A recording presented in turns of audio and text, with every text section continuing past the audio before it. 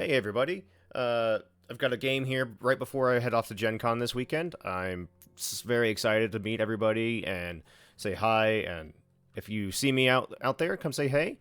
I've got long hair and some painted fingernails. But this game is with Broseph Stalin or Adam. He's pretty active in the sorcery community, and I played him in the Midland Mayhem finals as well. This is our league game. I think this is his eighth league game, uh, and I kind of just casually asked if he wanted to play a league game. So I'm playing Ragnarok here, and I think this is my fourth or fifth time playing the deck. I already know I've made a mistake somewhere. I'll call it out when I see it. But Adam is a very good player. We also played in the Courtesan Cup. He had Battle Mage, and the last turn of the game, I could have left up my Sandworm to block and won the next game or the next turn, but I didn't, and he won that game. So I feel like there's a bit of a rivalry here. I don't know, Adam, if you feel the same, but I really enjoy all our games we play together. They're always very close. They're always just a nail biter. So thank you for playing the game here with me. To talk about the deck a little bit, this is Ragnarok by CJ. So the idea is to hard mulligan your sites, find Roots of Yggdrasil, and pop Roots on turn 5 or 6, and then play Autumn Unicorn or Amazon Warriors or some minion to take advantage of the tempo you get to when you destroy all sites. You're also looking for some bedrocks. You at least one bedrock is your bare minimum because you need that threshold post Roots explosion to play a minion. I have the one single in hand in Crossroads, so I'm feeling pretty confident that I'll be able to find Roots semi-quickly. But yeah.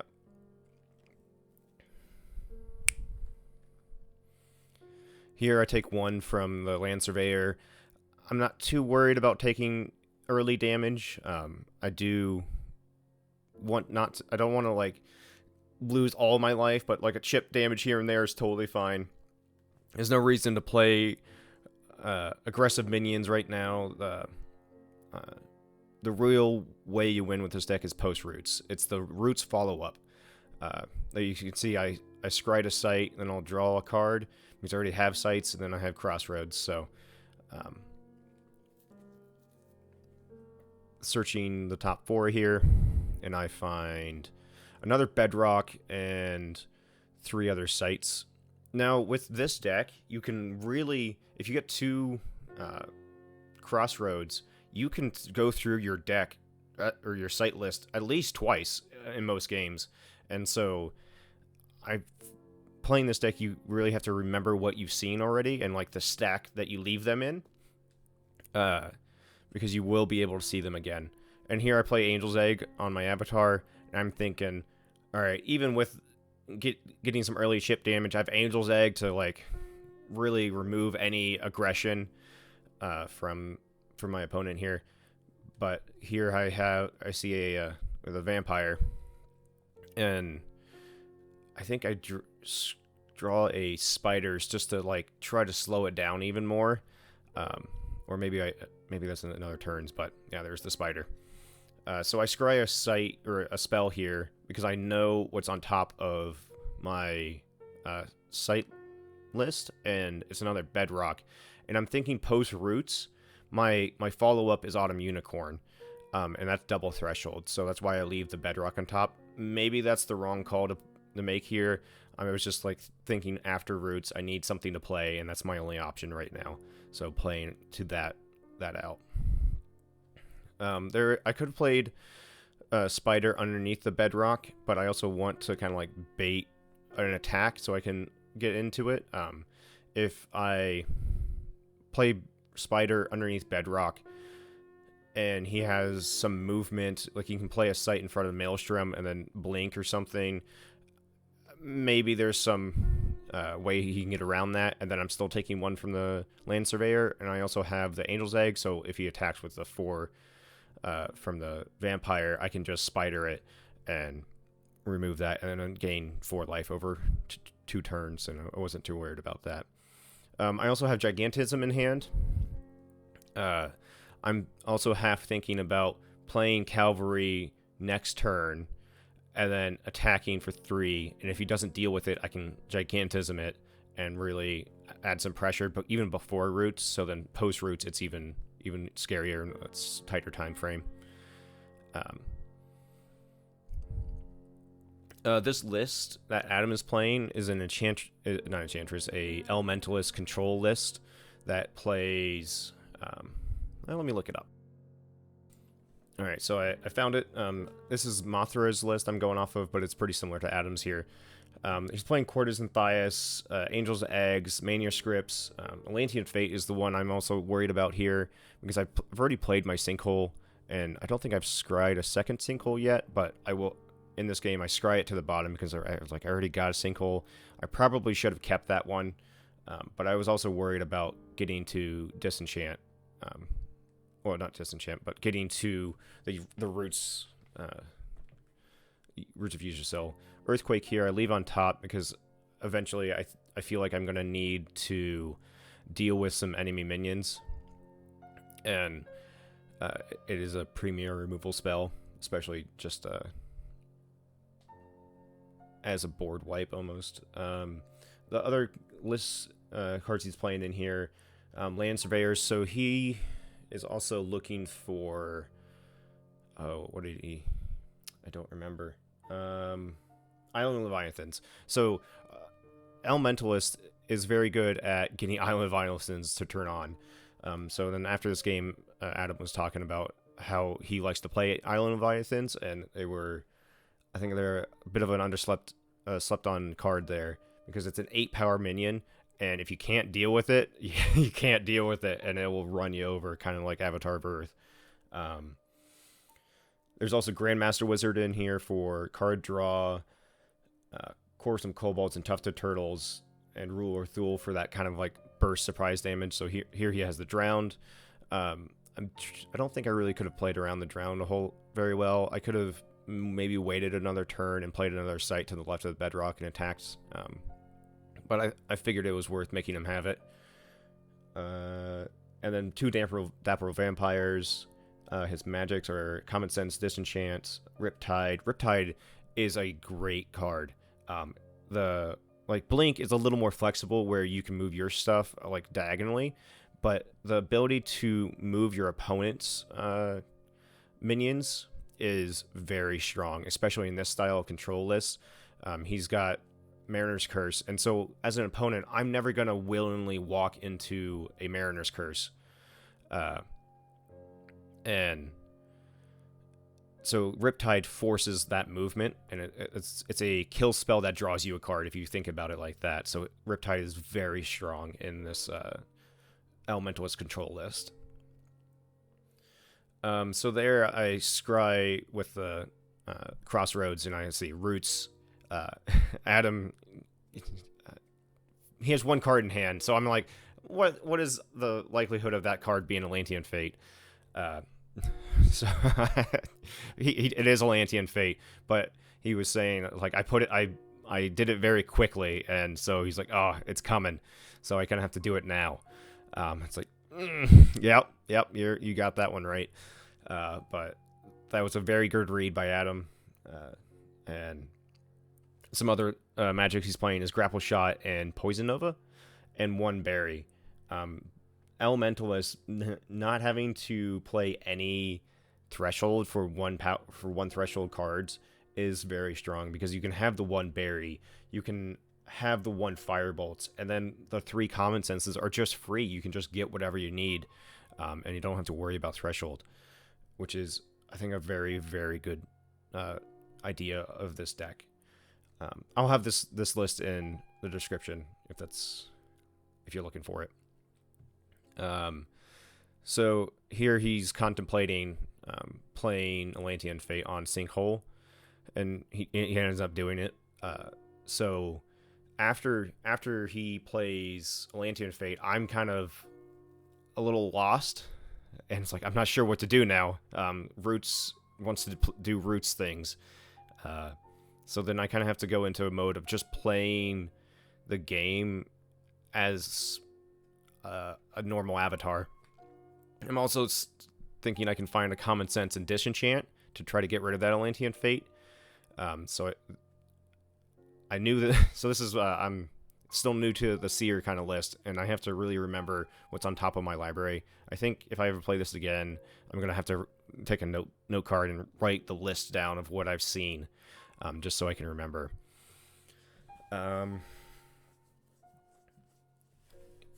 Going, I think I still keep this to the top. Oh, the reason I scry this is because I'm looking. It's like, oh, should I really start digging through my spell book to find disenchant? And I think that's a good idea. And I draw a second card here, a second sight, just to burn through a little bit more. And I'm thinking also I can go find that other sinkhole I scried to the bottom. I really should have kept that one at the top, but you live and learn. So I think 2 sinkholes in this deck. Like if you see both sinkholes, you just take them, and then maybe 1 bedrock if you need the second one. I play Autumn Unicorn because I kind of like, all right, Roots is not going to happen anytime soon, so I need to start applying pressure just with minions. So here he plays self-same? Yeah. Oh, and another difference about Adam's list to the Moss list I'll have in the description is he plays 2 self-sames. So he was saying he really likes to copy Grandmaster Wizard or copy a Island Leviathan. The ability to copy something big and scary is very strong. So here he plays a second blocker there. If he hadn't played the Land Surveyor, I might have Gigantismed and attacked, and to see if he would have blocked, and then I would have still had a minion on board. But I really want Gigantism to get through and deal that extra 6 damage. So I'm a little worried about it. So here I got Earthquake, and I'm at 14, so I'm kind of thinking if he gets an attack in with the Vampire and maybe the Land Surveyor, I can Earthquake my 4 sites, the 2 Bedrocks, Crossroads, and the Steppe, and really just clean up the board.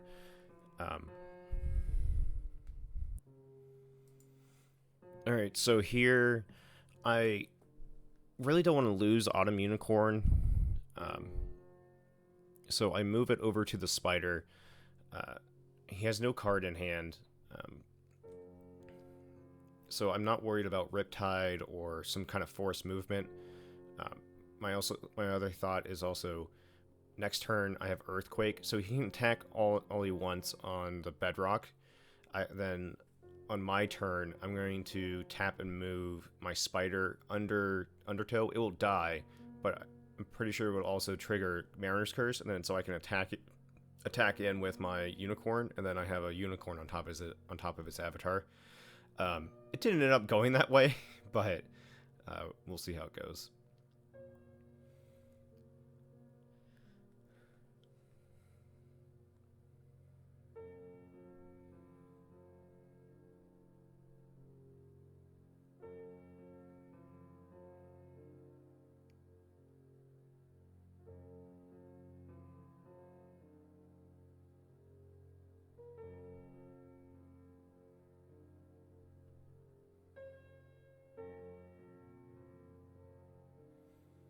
So here he common sense. He pulled a common sense off the top. He gets Riptide, and then is gonna kill my Unicorn. So my decision there was moot. But I still like my decision there because I wasn't gonna block with Unicorn if he attacked my site, and I don't want him to be able to gain 4 life. So putting my Unicorn on top of my Spider there is to prevent all that, and it's kind of like I'm accepting the damage, but I can deal with the damage with the Earthquake.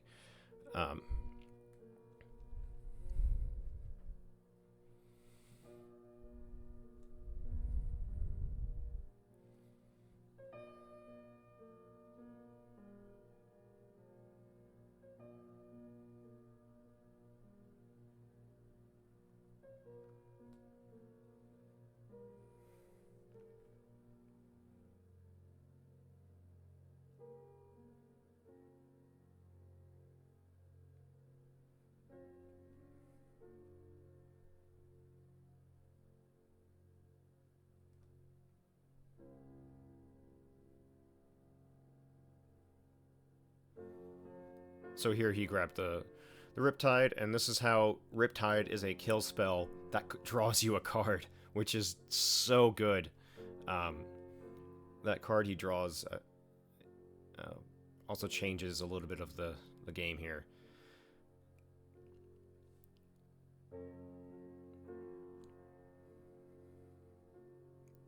So he's going to play, pretty sure it's Undertow. Undertow grabbing the Land Surveyor, pulling it down.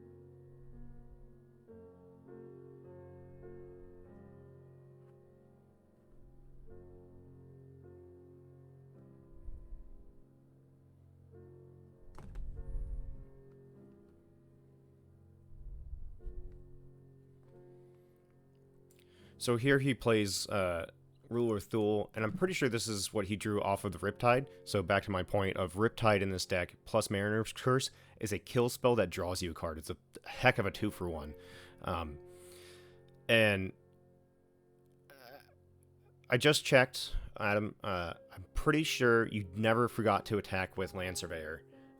So our conversation at the end of the game was a bit of a moot point, but I don't think you forgot Land Surveyor at all. To speak to what's in my hand a little bit here, I've got Firebolts in hand since the beginning, and I'm thinking I really need to hold this on for either removal, or this is probably going to be my kill spell. I also got River of Flame, so maybe I can set that up to have a kill spell line.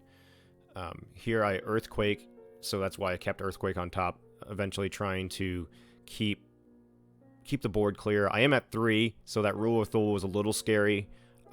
So I'm not at Death's Door. The call he had to step forward and disenchant my egg early on was a very good idea.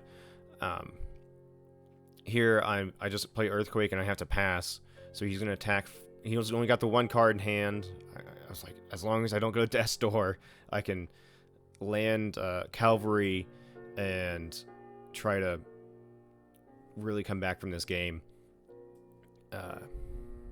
And I have 7 mana, so next turn I'm going to play a land, have 8, and do Cavalry and Gigantism in 1 turn, and do 9, and really try to come back in this game. So I get a Blaze, and it's like, all right, my damage is in my hand. I just gotta not die super quick. I don't play Quagmire because I have thought about like playing Cavalry on Roots and attacking Maelstrom, but then thinking about it, I was like, I really want to stay on top of his avatar and like keep pressure. So now I have 8 damage in hand. So I gotta be very careful. I could have left... No, I couldn't have left Cavalry up. So now I'm betting that my Cavalry plus my damage in hand will get me to door a turn earlier, or get him to door this turn. And so I told him, like, this was one of my most stressful League games, but in the best way possible. So I get a little frazzled on my turn, and then like Blaze first and try to figure out where to go. It was not very clean. But Firebolts is 3, Blaze is 2, and my Cavalry is 1. So, or is 3. So that's a total of 8 damage on my turn. As long as I can get him to door.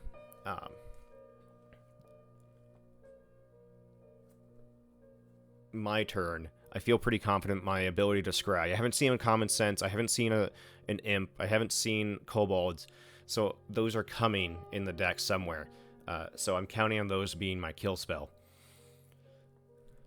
I don't remember what Adam has in hand here, but he's contemplating on what to do. I think he ends up passing because he's at 8. I only have 3 damage on board, and so I think he feels pretty safe.